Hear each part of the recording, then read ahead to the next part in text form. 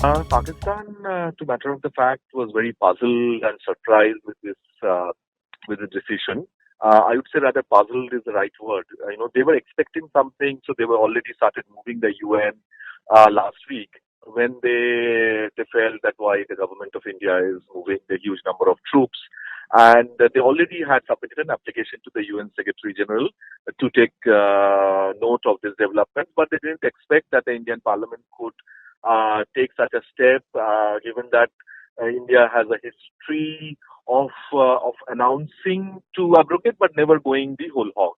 So this took everybody by surprise, and so was Pakistan was surprised. And subsequently, Pakistan, called a joint session of the parliament. The prime minister did not come in the morning on Tuesday, so the opposition stated that it was a failure of the Pakistan foreign policy. The prime minister of Pakistan on Tuesday evening, when he came to the parliament,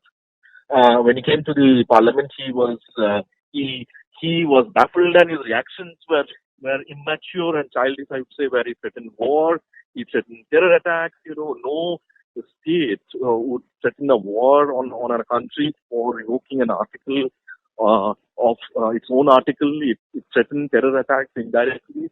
And thereafter, on Wednesday, they decided to downgrade the diplomatic ties, expel the Indian diplomats. They also downgraded suspended the trade relations.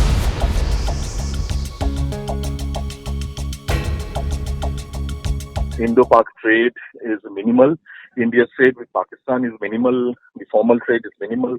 There's some informal trade which takes via Gulf, but there are hardly any stakeholders. There are no big industrialists of India who does trade or has investments in Pakistan, and vice versa. So this is hardly something which is either going to impact the Indian economy, neither it is going to impact the Pakistan economy, which is already in doldrums. This is more for the domestic constituency to show that they are taking a very strong stand on Kashmir, which they have been doing for their domestic audience for the last 70 years.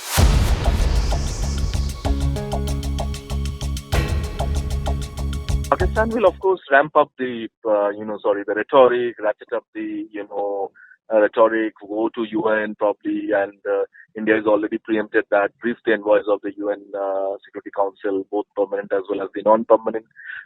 So Pakistan will now try to go to every capital and try to play their story of the situation in Kashmir and what they feel that this is a bilateral issue, and an internal issue of India will be painted by them as a bilateral issue.